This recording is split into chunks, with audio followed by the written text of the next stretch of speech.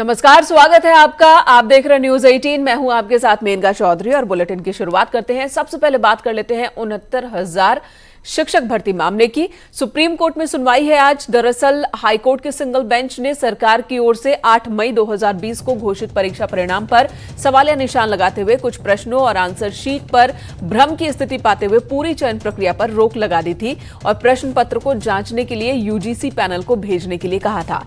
High court के फैसले को याचिकाकर्ता ने सुप्रीम कोर्ट में चुनौती दी है, जिस पर आज सुनवाई होनी है।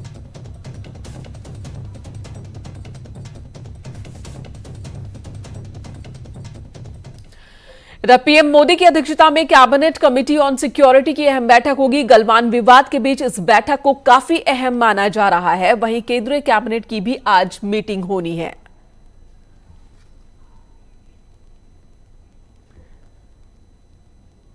सीसीसी की अहम बैठक आज होनी है और साथ ही कैबिनेट की भी मीटिंग है। दरअसल चीन के साथ जो विवाद लगातार देखने को मिल रहा है, खासकर गलवान घाटी में, इस विवाद के बीच आज की मीटिंग को बेहद अहम माना जा रहा है। तो कैबिनेट कमेटी ऑन सिक्योरिटीज की मीटिंग होनी है। अध्यक्षता प्रधानमंत्री नरेंद्र मोदी करेंगे। चीन के साथ अब तक की क्या स्थिति है, उस पर डिस्कशन होगा कि गलवान विवाद और इससे पहले जो बातचीत सामने आ रही थी, कोर कमांडर स्तर की जो बातचीत हुई एक दिन पहले, उस मीटिंग में, उस बैठक में चीन झुकता हुआ नजर आ रहा है। चीन पीछे हटने को तैयार है। भारत का सिर्फ एक ही कहना है, एक ही बात भारत की ओर से रखी गई है कि 5 मई से पहले की जो स्थिति थी, उस स्थिति पर चीन की सेना को पहुंच जाना चाहिए और वही स्थिति बहाल होनी चाहिए। और अब तक क्या कुछ डेवलपमेंट, इस मुद्दे को लेकर भी आज की मीटिंग में अहम बातचीत हो सकती है। इधर चीन के साथ जारी तनाव के बीच रक्षा मंत्री राजनाथ सिंह की रूस यात्रा का आज दूसरा दिन है। आज मॉस्को में आयोजित भव्य विक्ट्री डे परेड में वो शामिल होंगे। एलएसी पर जारी तनाव के बीच मॉस्को में भारत और चीन दोनों देशों के रक्षा मंत्री एक साथ होंगे। हालांकि दोनों नेताओं के बीच मुलाकात नहीं होगी। परेड भारतीय समय के मुताबिक दोपहर 12:30 पर शुरू होगी। और एलएसी पर तनातनी के बीच चीन के हैकर्स पर अब आरोप लग रहे हैं कि वो भारतीय साइबर स्पेस पर अटैक कर सकता है। पिछले 5 दिनों में infrastructure sector, information sector, banking sector पर साइबर अटैक किए गए। साइबर स्पेस अटैक को लेकर महाराष्ट्र का साइबर डिपार्टमेंट जांच में जुटा है। डिपार्टमेंट ने ऐसी इंफॉर्मेशन कोलेट की है जिससे ये पता चलता है कि पिछले 4-5 दिनों में एकदम से इंडिया के साइबर स्पेस पे जो रिसोर्सेज हैं, स्पेशली जो कि इंफ्रास्ट्रक्चर सेक्टर में हैं, जो इंफॉर्मेशन सेक्टर में है और बैंकिंग सेक्टर में है, उसमें एकदम से चाइना के द्वारा साइबर अटैक्स की संख्या में बहुत ज़्यादा तेज़ी आई है। पिछले 4-5 दिनों में मिनिमम 40,300 सच प्रोब्स या साइबर अटैक्स किए गए हैं, जिसके बारे में हमने इंफॉर्मेशन गैदर की है। साथ ही साथ ये बताना चाहूँगा कि ज़्यादातर ये सब साइबर अटैक्स जो हैं या हैकिंग अटैक्स जो हैं, वो चेंगडू एरिया, चाइना के चेंगडू एरिया से ओरिजिनेट हो रहे हैं। चलिए बात कर लेते हैं आयुष मंत्रालय और बाबा रामदेव की ओर से कोरोना की दवा निकालने के दावे की। आयुष मंत्रालय ने बाबा रामदेव की पतंजलि को फिलहाल कोरोना की दवा कोरोनिल का प्रचार नहीं करने के निर्देश दिए। आयुष मंत्रालय ने पतंजलि से दवा के नतीजों की पूरी जानकारी मुहैया करने को कहा है। आयुष मंत्रालय ने कहा कि अभी तक दवा की कोई जांच नहीं हुई है, इसलिए इस दवा का प्रचार प्रसार नहीं होना चाहिए। और आपको बता दें कि मंगलवार को यानी कि कल ही हरिद्वार में बाबा रामदेव ने कोरोना की आयुर्वेदिक दवा बनाने का दावा किया। उन्होंने कोरोनिल नाम की एक दवा लॉन्च की और इस मेडिसिन के जरिए कोरोना के मरीजों को ठीक करने का दावा किया है। बाबा रामदेव ने इस दवा को लॉन्च करते हुए कहा कि क्लिनिकल ट्रायल के बाद ही, कामयाबी मिलने के बाद ही वो ऐसा दावा कर रहे हैं। बाबा रामदेव ने कहा कि कोरोना की पहली आयुर्वेदिक दवा तैयार हो चुकी है। दवाओं के ट्रायल के दौरान 3 दिन के अंदर 69% कोरोना पेशेंट नेगेटिव हुए हैं। इसके अलावा ट्रायल के दौरान 7 दिन के अंदर 100% कोरोना मरीज ठीक हुए हैं। तो ये दावा बाबा रामदेव की ओर से किया गया, लेकिन अब आयुष मंत्रालय ने इस दवा पर ही, इसके प्रचार प्रसार पर ही रोक लगा दी है। उत्तर प्रदेश में कोरोना अपडेट क्या ये आपको बता देते हैं। उत्तर प्रदेश में कोरोना मरीजों की संख्या 19,000 के पार हो चुकी है। यूपी में 576 नए कोरोना केस सामने आए। यूपी में एक्टिव केसेस की संख्या अगर इसकी बात की जाए तो 6,189 इस वक्त एक्टिव पेशेंट हैं कोरोना के पूरे उत्तर प्रदेश में, और अब तक 588 लोगों को अपनी जान गंवानी पड़ी है कोरोना की वजह से।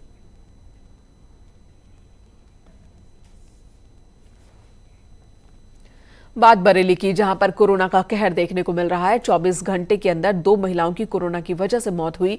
वहीं एक व्यक्ति की मौत होने के बाद उसकी रिपोर्ट कोरोना पॉजिटिव आई है। कुछ घंटों के अंदर ही 3 मौत के बाद स्वास्थ्य विभाग में हड़कंप मच गया। बरेली में 70 से अधिक हॉटस्पॉट बन चुके हैं। अब तक लगभग आधा शहर सील है।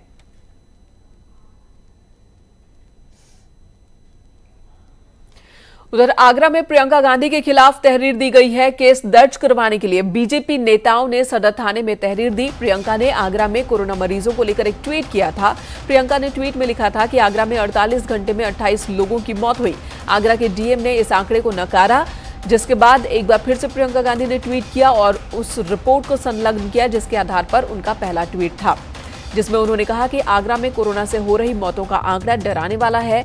यहां हर 15 में से 1 कोरोना पीड़ित की जान जा रही है।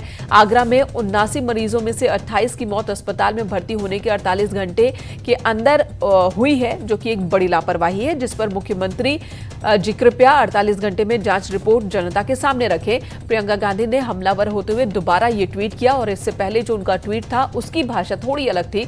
उसकी भाषा के मुताबिक ऐसा लग रहा था कि वो कह रही हैं कि 48 घंटे में 28 लोगों की मौत हुई, जबकि आगरा के डीएम ने कहा कि ऐसा नहीं है कि 48 घंटे में 28 लोगों की मौत हुई, बल्कि जितने लोगों की मौत हुई है आगरा में, उनमें से 28 मरीज ऐसे थे जिनकी मौत हॉस्पिटल में भर्ती होने के 48 घंटे के भीतर हुई है।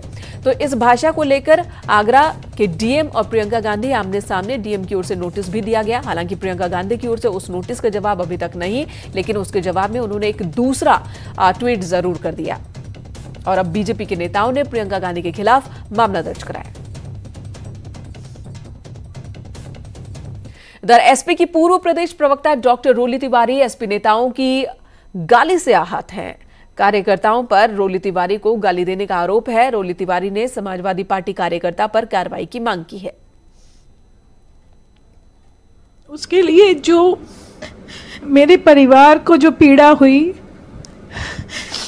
जो मेरे बच्चों को पीड़ा हुई,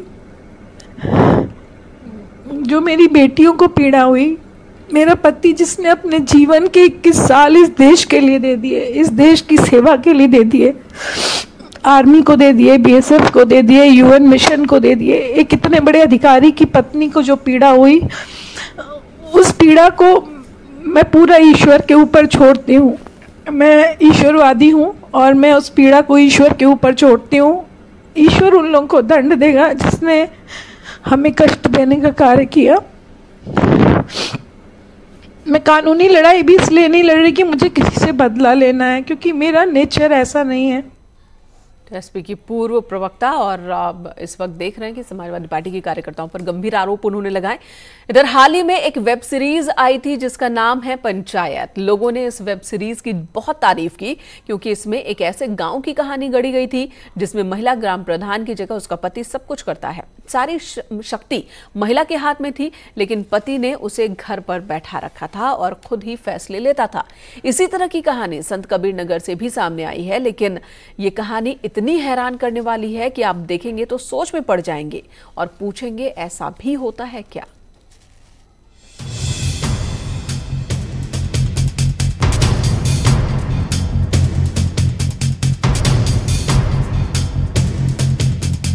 ये मंजू देवी हमारी प्रधान और ब्रजभूषण जी हैं प्रधान पति। हम हुई विकास, आपका ऑफिस सहायक। लेकिन इस फोटो को देखिए और पता कीजिए इसमें ग्राम प्रधान प्रत्याशी कौन है।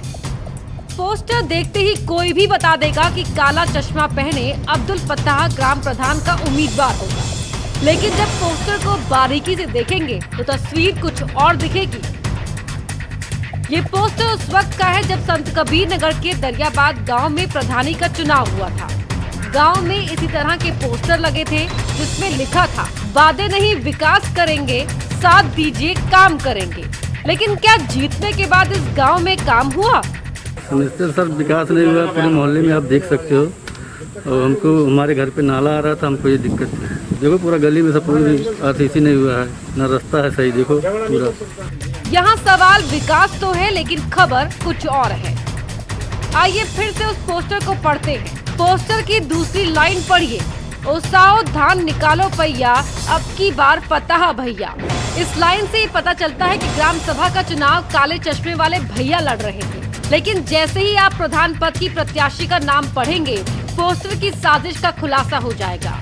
क्योंकि ग्राम प्रधान पद की प्रत्याशी शैमा अब्दुल फताह थी, लेकिन इस पोस्टर में ना तो उनकी तस्वीर है और ना ही उनका नाम बड़े अक्षरों में लिखा है। लेकिन फिलहाल मुद्दा ये नहीं है। शैमा अब्दुल फताह ये चुनाव जीत गई और गांव की प्रधान बन गई। लोगों को लगा कि जब पोस्टर में वादा लिखा है उसी तरह गांव का विकास होगा। लेकिन आपको जानकर हैरानी होगी कि ग्राम प्रधान बनने के बाद शैमा अब्दुल फताह गांव छोड़कर बहरीन चली गई और अरब देश से ही गांव की सरकार चला रही हैं। कहती है कि प्रधान गांव में नहीं रहते, प्रधान सऊदी रहते हैं। क्या नाम है उनका? शैमा फताह। वही कोई 3 साल से गांव में सुहेल और बिलाल और लालचंद ये सब काम कराते हैं। कौन है ये लोग? उनके सहायक हैं प्रधान के। ग्राम प्रधान सहायकों को गांव की जिम्मेदारी देकर अपने पति के साथ कई साल से खाड़ी के देश बहरीन में रहती है शैमा, और उनके नाम पर गांव में काम होता है। हैरानी की बात यह है कि इस दौरान फर्जी हस्ताक्षर से विकास कार्यों के नाम पर लाखों रुपए निकाले जाते रहे। 4 साल से ग्राम प्रधान विदेश में है, लेकिन ना तो सचिव ने और ना ही किसी अधिकारी ने मामले का संज्ञान लिया। ग्राम प्रधान की अनुपस्थिति में एक समय विशेष के बाद अगर अनुपस्थित रहते हैं तो गांव एक प्रॉपर तरीके से एक समिति गठित करके उसको प्रभार दे करके वह एक लंबे समय तक जा सकते हैं, लेकिन उनके द्वारा ऐसा नहीं किया गया है। इस प्रकरण की जांच जिला पंचायत अधिकारी के द्वारा की जा रही है। वैसे वहां पर अनुशासनात्मक या वैधानिक कार्रवाई करने के लिए डीपीआरओ को निर्देशित भी कर दिया गया है। प्रधान की गैर हाजिरी में प्रधान के पति अब्दुल फताह और गांव के रहने वाले सुहेल अहमद, बेलाल, लालचंद नाम के व्यक्ति अवैध तरीके से प्रधानी का काम देखते थे। ग्रामीण की शिकायत पर अधिकारी जाग गए, मामले में केस दर्ज हो गया। जो लोग शामिल बताए गए हैं उनके विरुद्ध इसमें तहरीर पर अभियोग पंजीकृत किया गया है। इसकी विवेचना थाना दोदारा से की जा रही है। सर्वप्रथम इसमें पासपोर्ट विभाग से भी इस बात की जानकारी की जा रही है कि इनका पासपोर्ट कब का बना है और ये कितने समय तक का इनको वीज़ा मिला है, कितने समय विदेश में नहीं है, और इसके आगे जो भी सुसंगत साक्ष्य मिलेंगे उसके आधार पर कार्रवाई की जाएगी। इसमें 4 व्यक्ति जो हैं इनके विरुद्ध अभियोग पंजीकृत किया गया है, जिसमें एक जो ग्राम प्रधान महिला उनके पति हैं, शेष अन्य व्यक्ति जो उनके सहयोगी बताए गए हैं, जिनके द्वारा कूट रचना करके इनके फर्जी हस्ताक्षर बना करके भुगतान प्राप्त किया गया है। साल 2015 में संत कबीर नगर के दरियाबाद गांव में प्रधानी का चुनाव हुआ। तब से ही ग्राम प्रधान गायब हैं। लोग बताते हैं कि पति बीच बीच में आते रहता था, लेकिन गांव की प्रधान बहरीन में ही रहती थी और इस तरह से गांव की सरकार चलती थी। न्यूज़ 18 के संवाददाता ग्राम प्रधान की तस्वीर तलाशने की बहुत कोशिश करते रहे, ना तो किसी पोस्टर में फोटो मिली और ना ही किसी डॉक्यूमेंट में। आप इस कहानी से समझ सकते हैं कि कई ग्राम पंचायतों में कैसे कानून के साथ खिलवाड़ हो रहा है। न्यूज़ 18 के लिए संत कबीर नगर से अमित अग्रहरी की रिपोर्ट। चलिए एक और रिपोर्ट आपको दिखाते हैं। जांच के बाद यूपी में फर्जी टीचर्स का मिलना लगातार जारी है। लखनऊ में पुलिस ने फर्जी डिग्री से नौकरी कर रहे एक टीचर को गिरफ्तार किया, साथ ही फर्जी डिग्री बनवाने वाले क्लर्क को भी गिरफ्तार किया। कासगंज में भी 2 फर्जी शिक्षक पकड़े गए हैं।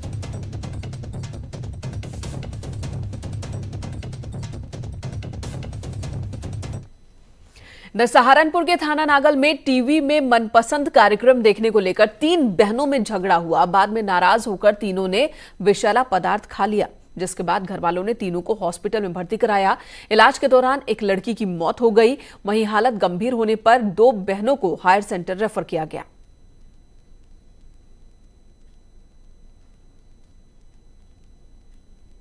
दोनों का हमने यहाँ पे जो भी ट्रीटमेंट होता है किया, गैस्ट्रिक इलाज कराया, उनको जो है रिफाइंड पिलाया, ट्रीटमेंट दिया उनको। लेकिन ये जो लड़की है रीता, ये 4:20 पे एक्सपायर कर गई, क्योंकि उस टाइम को तो कॉन्शियस थी, लेकिन बड़ी जल्दी, क्योंकि इसमें सल्फास में ये होता है, बहुत जल्दी इसमें डिटेरियोरेट करता है पेशेंट। तो हमने पूरी अपनी कोशिश करी, उसको देखा, जितना जो भी मेडिसिन हम लोग दे सकते तो हमने दिया उसको। दूसरी लड़की फिर उसको उसके घर वाले यहाँ से ट्रांसफ़र करा करके हायर सेंटर के लिए लेके गए। दूसरी का तो एक उसके बाद में इन दोनों के घंटे बाद बहुत तीसरी लड़की बहन की, तनु नाम था उसका, 11 साल की लड़की, तो उसको भी लेके गए वो। ब्रेक के बाद स्वागत आपका एक बार फिर से। और खबर जौनपुर से, जहां पर दबंगों ने एक युवक की लाठी डंडों और लात घूंसों से पिटाई की। शाहगंज थाना के सबरहद गांव के इस वीडियो में जिस युवक को आप पीटता देख रहे हैं, उस पर चोरी का आरोप है, जिसके बाद गांव के कुछ लोगों ने युवक की जमकर पिटाई की है। इस मामले पर जौनपुर पुलिस के एसपी सिटी संजय कुमार ने बताया कि पीड़ित की तहरीर पर केस दर्ज कर 2 आरोपियों को गिरफ्तार किया गया है, तीसरे की तलाश चल रही है।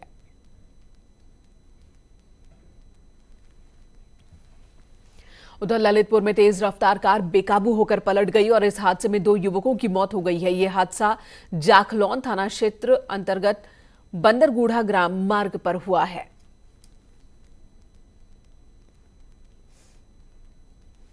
हरदोई के देहात कोतवाली इलाके में एक ट्रैक्टर चालक से तमंचे के बल पर बदमाशों ने 1 लाख रुपए और मोबाइल फोन लूट लिया। वारदात देहात कोतवाली इलाके में हुई। पुलिस मामले की जांच में जुटी है। अपने ट्रैक्टर को लेकर जा रहा था, उसके पास पैसे थे और उसका ये कहना है कि मोटरसाइकिल से 2 लोग आए, उसने पैसे छीन लिए उसके पास, करीब 1 लाख रुपए था। और यहाँ के जो लोग हैं, कुछ लोग हैं, उनको उसने बताया कि हमारे 4000 रुपये छीन लिए गए। पूरा प्रकरण कुल मिला के लूट का है और इसमें जो भी तथ्य सामने आएंगे उसके आधार पर कार्रवाई कराई जाएगी। ट्रैक्टर चालक हम लोगों के पास में है, उससे पूछताछ की जा रही है। घटना के FIR दर्ज करवा करके अतिशीघ्र घटना का अनावरण किया जाएगा। गोरखपुर पुलिस ने पीपीगंज के चर्चित रिटायर्ड बुजुर्ग अधिकारी दंपति से लूटकांड का खुलासा किया। खास बात यह है कि लूटकांड को गांव के ही 2 युवकों ने अंजाम दिया था। पुलिस ने दोनों आरोपी युवक की गिरफ्तारी करने के साथ ही लूटे गए नकदी, जेवर और मोबाइल फोन की बरामदगी कर ली है। पूछताछ में दोनों आरोपियों ने आर्थिक तंगी से मजबूर होकर लूट की बात कही है।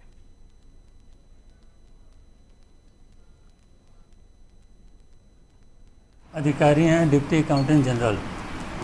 20 तारीख की रात्रि में जो 2 अज्ञात बदमाशों द्वारा उनके घर में घुस के नकदी और जेवरात लूट लिए गए थे और उनके साथ जो है मारपीट भी की गई थी। इन 2 अभियुक्तों को गिरफ्तार करने में जो है सफलता प्राप्त हुई है और इसमें जो है जो भी आभूषण गए थे उसकी 100% जो हम लोगों ने बरामदगी की है। उनके यहाँ जो इस तरह की घटना होना जो हम लोगों के लिए एक चुनौती थी, जिसका अनावरण जो है आज जनपद पुलिस द्वारा जो है किया गया। कानपुर में कॉल सेंटर संचालक के अपहरण और फिरौती वसूली की वारदात का पुलिस ने खुलासा किया। पुलिस ने 4 बदमाशों को गिरफ्तार किया है और फिरौती में वसूले गए 15 लाख में से 11 लाख रुपए बरामद भी कर लिए हैं। पुलिस को उनके पास से लूटे गए मोबाइल फोन, लैपटॉप और अपहरण में इस्तेमाल की गई बोलेरो कार भी बरामद हुई है। पुलिस के मुताबिक पूरी वारदात का सूत्रधार कॉल सेंटर में काम करने वाला एक कर्मचारी ही था, जिसने संचालक और उसके 2 सहकर्मियों के साथ मिलकर अपने अपहरण की झूठी कहानी रची थी। इधर प्रतापगढ़ पुलिस ने अंतर प्रांतीय एटीएम हैकर गिरोह के सरगना नेमचंद्र समेत 4 सदस्यों को गिरफ्तार किया। स्वाट टीम ने एक master cloning machine, read device, 38 ATM card समेत तमाम उपकरण भी बरामद किए हैं। एसपी अभिषेक सिंह के मुताबिक ये शातिर गिरोह एटीएम कार्ड बदलकर उसका क्लोन तैयार करता था, फिर एटीएम से पैसे उड़ा लेता था। ये गिरोह महाराष्ट्र, बिहार, मध्य प्रदेश समेत कई राज्य में 600 एटीएम कार्ड का क्लोन तैयार कर चुका है। अब तक लाखों रुपयों पर ये हाथ साफ कर चुके हैं। पकड़े गए शातिरों की पहचान कपिल, राजेंद्र और कृष्णवीर के रूप में हुई है।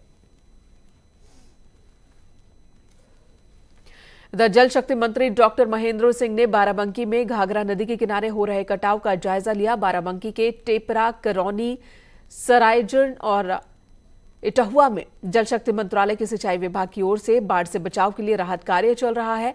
उन्होंने अधिकारियों को निर्देश दिए कि काम में पारदर्शिता होनी चाहिए और कोविड प्रोटोकॉल का पालन भी यहां होना चाहिए।